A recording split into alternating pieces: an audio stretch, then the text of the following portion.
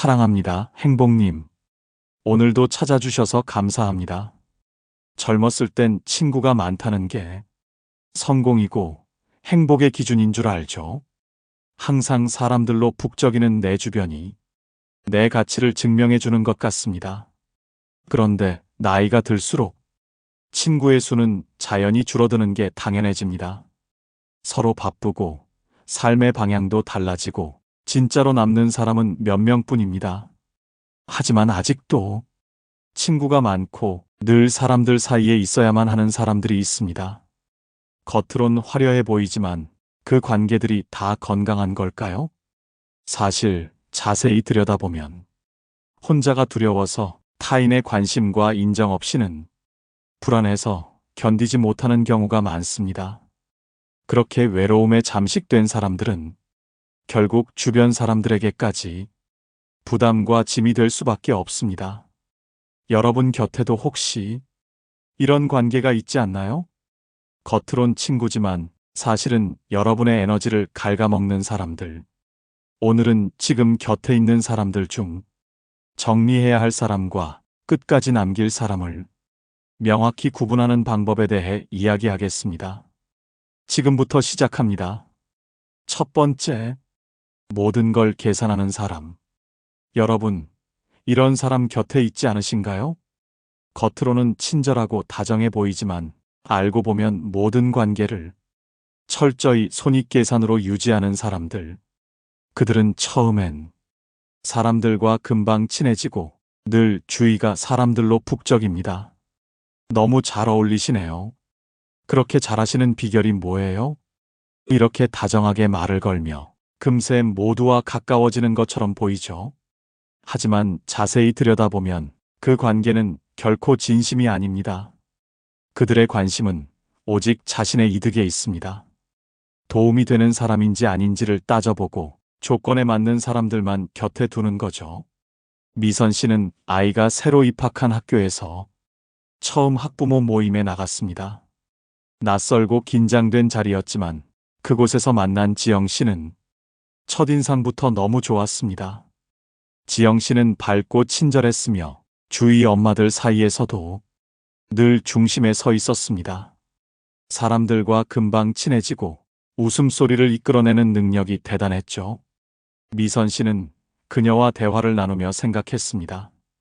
참 좋은 사람 같다. 저런 사람이랑 친구가 되면 얼마나 좋을까? 하지만 시간이 지나면서 지영 씨의 말과 행동이 이상하게 느껴지기 시작했습니다. 그녀는 항상 사람들에게 비슷한 질문을 던지곤 했습니다. 집은 어디세요? 아, 그 단지 참 좋죠. 저도 알아봤었는데. 차는 뭐 타세요? 요즘 그 차 정말 인기 많더라고요. 그리고 어느 날 지영 씨가 대화 중에 이런 말을 했습니다.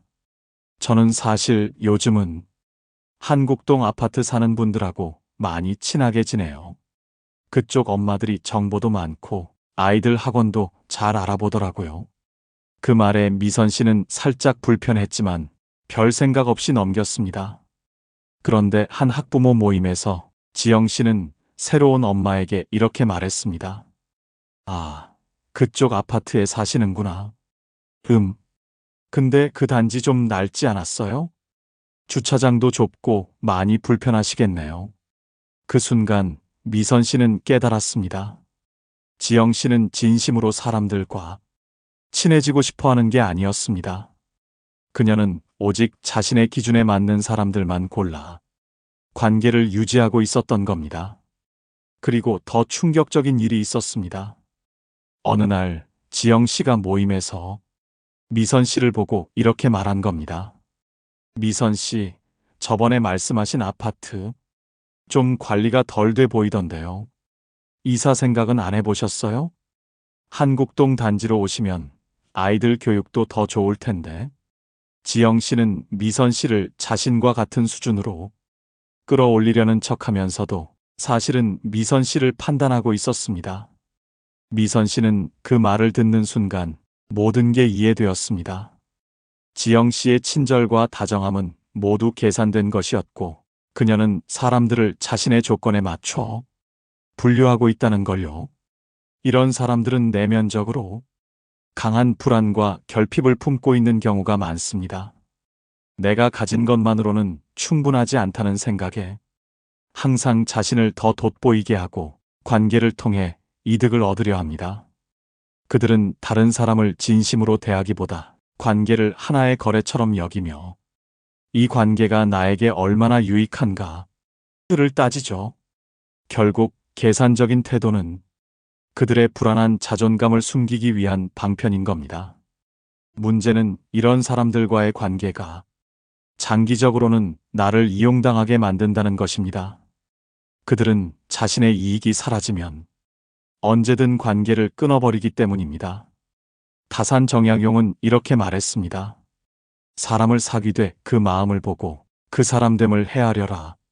관계란 겉모습이나 조건이 아니라 그 사람의 진심과 본질을 보고 맺어야 합니다. 진짜 친구는 내가 가진 것에 관심을 두는 대신 내 마음과 진심에 귀를 기울입니다. 그들은 이렇게 말합니다.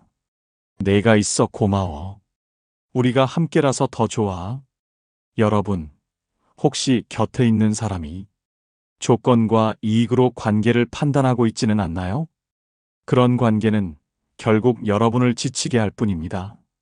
진정한 친구는 조건이 아니라 진심으로 함께합니다.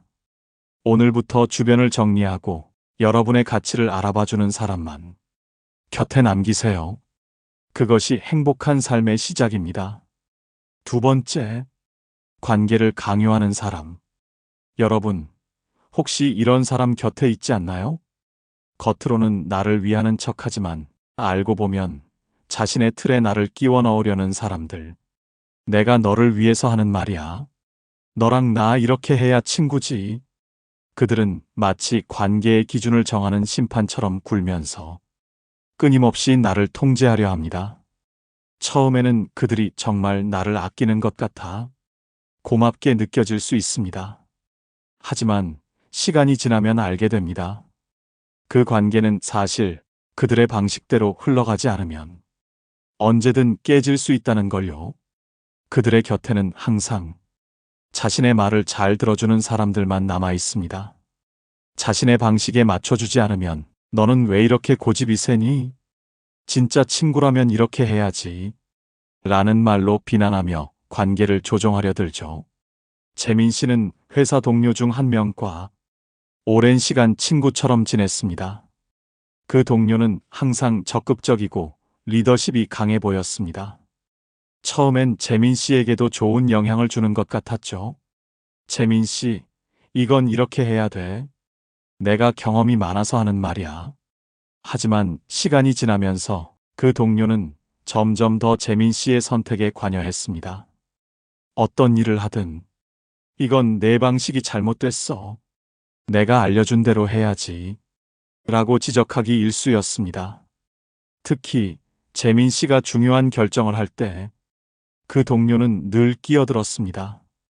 이걸 하려면 내 말대로 해. 아니면 분명 실패할 거야.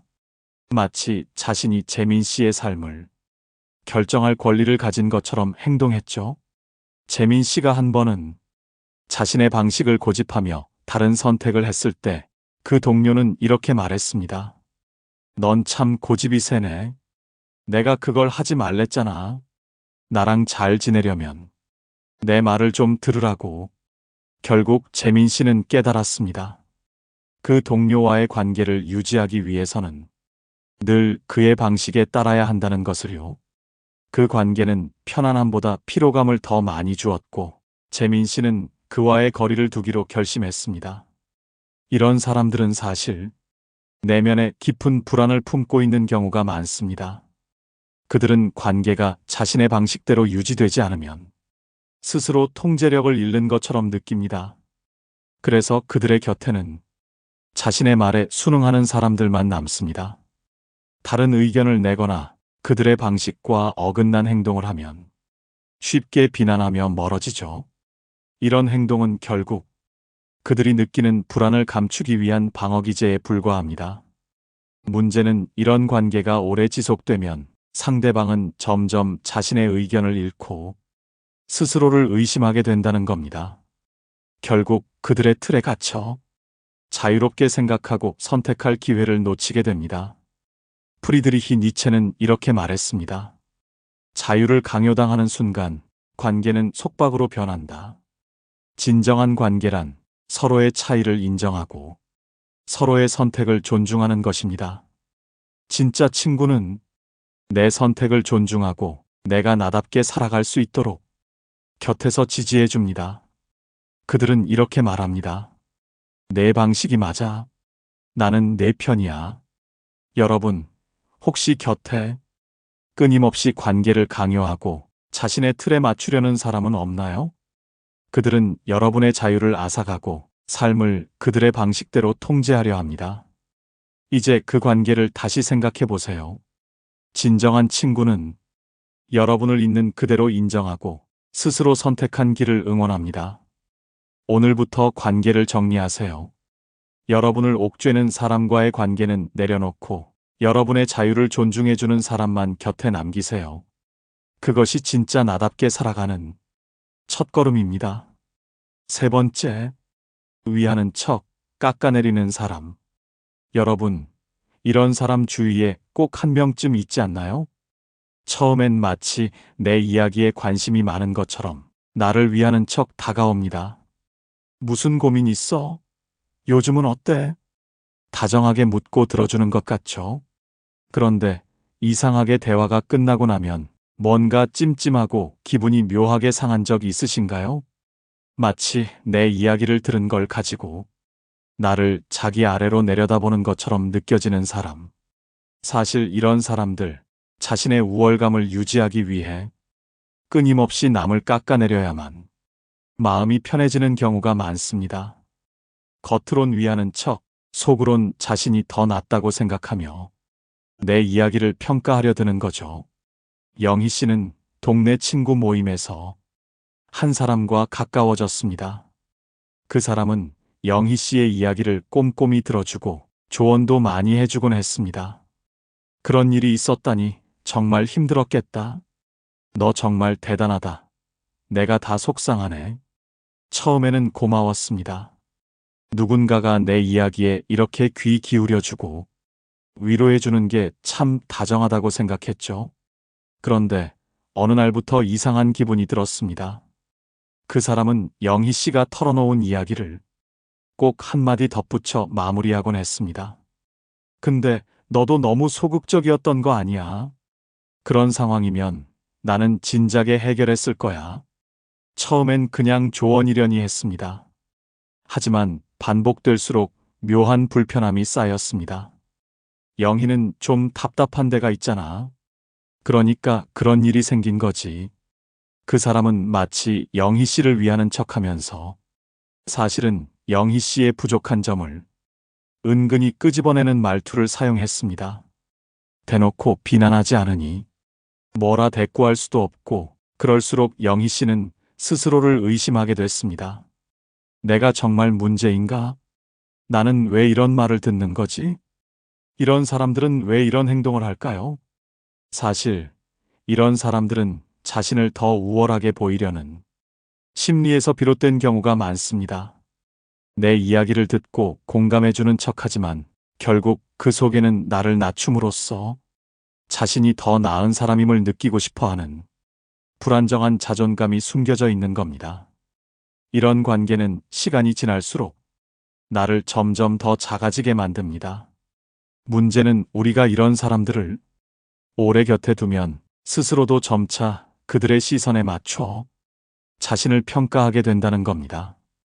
여러분 곁에 이런 사람이 있나요? 한번 잘 생각해 보세요. 늘 위하는 척 조언을 하지만 결국엔 나를 깎아내리고 내 자존감을 갉아먹는 사람이요. 공자는 말했습니다. 친구는 서로를 올바로 이끌어야 한다. 만약 그렇지 못하면 그 관계는 친구라 부를 수 없다.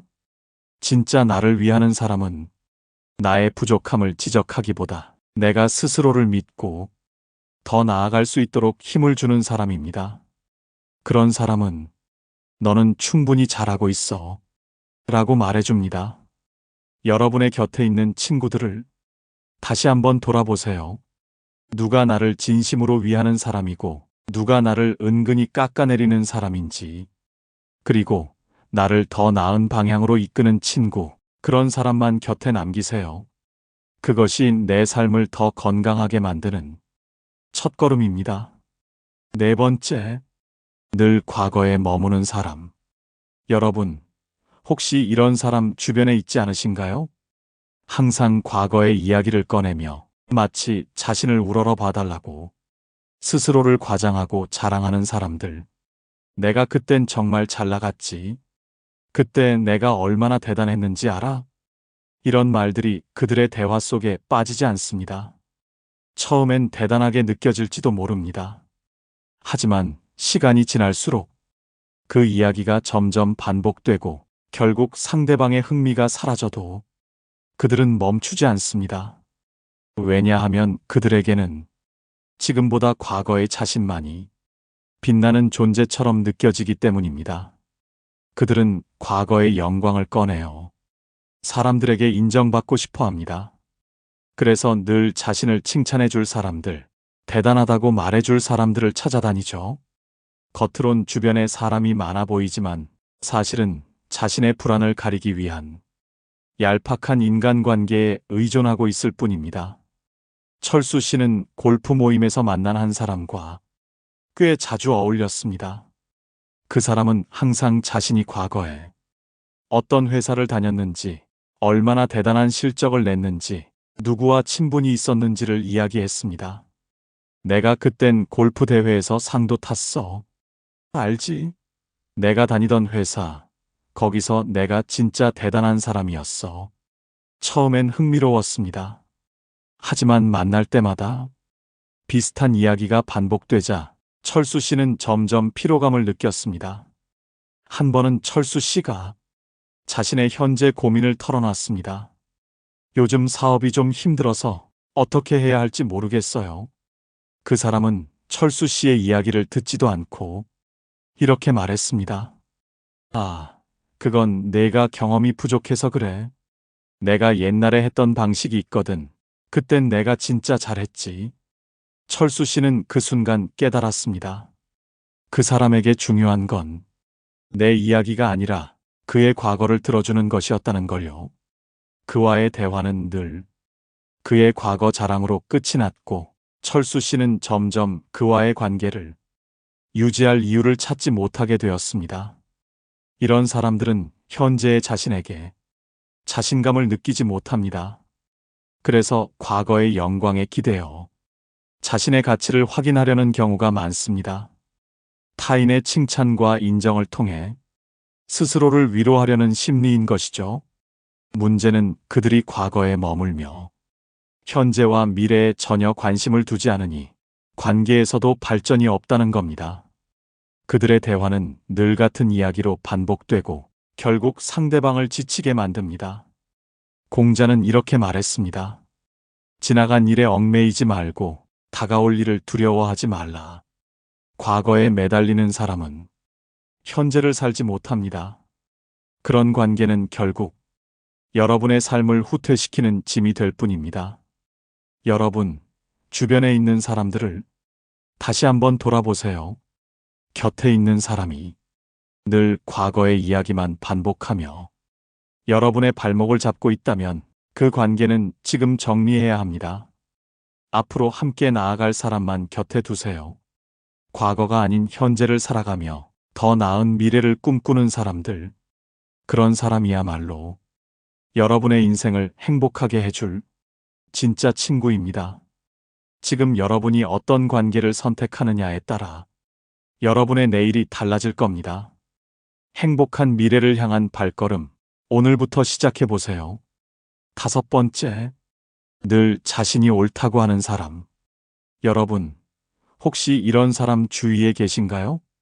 항상 자신의 의견만 옳다고 고집하고 다른 사람의 이야기는 들으려고도 하지 않는 사람. 난 원래 이런 스타일이야. 내가 말했잖아. 내 말대로 했어야지. 늘 이런 말을 입에 달고 사는 사람들 말이죠. 이런 사람들은 꼭 자신이 주인공이어야만 마음이 편안해집니다. 무슨 대화든 어떤 상황이든 항상 자신이 중심에 있어야 하고 다른 사람들로부터 인정받아야 자기 존재를 확인하는 경우가 많습니다. 그렇다 보니 이런 사람들은 주변에 늘 사람이 많은 것처럼 보입니다. 겉보기엔 성격도 좋고 인간관계도 좋아 보이죠. 하지만 자세히 들여다보면 그들의 인간관계는 대체로 그들을 중심으로 돌아가는 관계들입니다. 그들에게 맞춰주고 그들을 돋보이게 해주는 사람들만 그 곁에 남아있는 경우가 많습니다. 영진 씨는 회사에서 늘 활발하고 자신감 넘치는 동료 철민 씨와 꽤 가까워졌습니다. 철민 씨는 업무적으로도 능력이 뛰어나 보였고 회의 때마다 주도적으로 아이디어를 내며 주목받는 사람이었죠. 처음엔 그의 적극적이고 자신감 있는 태도가 영진 씨에게도 자극이 되고 좋은 영향을 주는 것처럼 느껴졌습니다. 그런데 시간이 지날수록 이상한 점들이 보이기 시작했습니다. 회의 중에 영진 씨가 의견을 내면 철민 씨는 꼭 한마디를 덧붙였습니다. 그 아이디어 나쁘진 않은데 내 생각엔 이렇게 바꾸는 게 더 맞을 것 같아. 영진 씨 말도 일리가 있긴 한데 그보단 이런 방향이 더 낫지 않을까요? 그의 말투는 부드러웠지만 항상 자신의 의견이 더 낫다고 강조했습니다. 그뿐만이 아니었습니다. 프로젝트 발표 준비를 함께 하면서 영진 씨가 대부분의 자료를 준비했음에도 불구하고 철민 씨는 최종 발표 자리에서 이렇게 말했습니다. 제가 이 프로젝트의 방향을 정하고 팀원들과 함께 완성했습니다. 그 순간 영진 씨는 깨달았습니다. 철민 씨는 늘 자신이 중심에 있어야 하고 자신이 돋보여야만 만족하는 사람이었다는 걸요. 그에게 중요한 건 팀의 성과가 아니라 자신이 얼마나 주목받느냐는 것이었죠. 영진 씨는 그와의 관계에서 점점 피로감을 느꼈습니다. 자신의 노력은 가려지고 대화마저 그의 의견에 묻히는 상황이 반복되자 더는 이 관계를 유지할 필요가 없다는 결심을 하게 되었습니다. 이런 사람들은 내면에 강한 불안감을 가지고 있는 경우가 많습니다. 자신의 존재감을 느끼기 위해서는 끊임없이 타인에게 인정받고 주인공으로 자리 잡아야만 합니다. 그들의 자신감은 사실 겉으로 보이는 것만큼 단단하지 않습니다. 그렇기 때문에 자신을 돋보이게 만들어줄 사람들만 곁에 두고 스스로의 약점을 숨기려 합니다. 이런 사람과의 관계는 결국 나를 점점 더 작아지게 만듭니다. 내 이야기는 중요하지 않고 늘 그들의 무대에서 조연으로만 머물게 되죠. 아리스토텔레스는 이렇게 말했습니다. 진정한 친구는 당신을 자신과 동등하게 대하는 사람이다. 진짜 인간관계는 누군가를 주인공으로 세우는 것이 아니라 서로가 동등한 무대 위에 서는 관계입니다. 진정으로 여러분을 위하는 사람은 여러분을 조연으로 만들지 않습니다. 그들은 여러분의 의견을 듣고 존중하며 함께 무대를 만들어 갑니다. 그런 사람들은 그렇게 생각하는구나. 내가 배웠어. 우리가 함께 만들어 가자. 라고 말해줍니다. 여러분 곁에 있는 사람들을 다시 한번 돌아보세요. 늘 자신이 주인공이어야 하고 나를 조연으로 만들어 스스로만 돋보이려는 사람. 그런 사람과의 관계는 결국 나를 더 작아지게 만듭니다. 모든 인생은 각자가 주인공입니다. 여러분 역시 여러분의 무대에서 빛날 자격이 있습니다. 함께 무대를 꾸밀 수 있는 사람, 그런 친구만 곁에 남기세요. 그것이 진정으로 건강한 관계를 만드는 첫걸음입니다. 오늘 말씀드린 5가지 사람들, 여러분 곁에 혹시 떠오르는 얼굴이 있나요? 그렇다면 지금이 바로 그 관계를 돌아보고 정리해야 할 때입니다. 사람 관계는 양이 아니라 질입니다.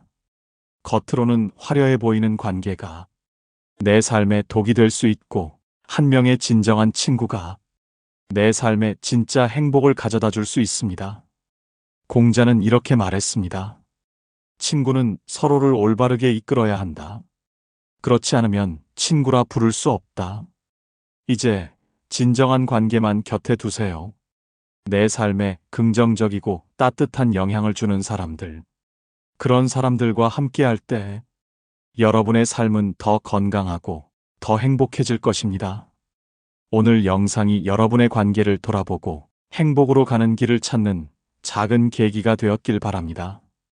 여러분은 어떤 친구를 남기고 어떤 친구를 정리하고 싶으신가요? 여러분의 생각을 댓글로 나눠주세요. 그 지혜가 많은 분들에게 큰 힘이 될 것입니다. 오늘 영상이 도움이 되셨다면 소중한 분들께 공유해 주시고 구독과 좋아요로 저를 응원해 주세요. 여러분과의 소중한 연결이 저에게 큰 힘이 됩니다. 오늘도 여러분의 행복을 빕니다. 이상으로 행복 주문서였습니다.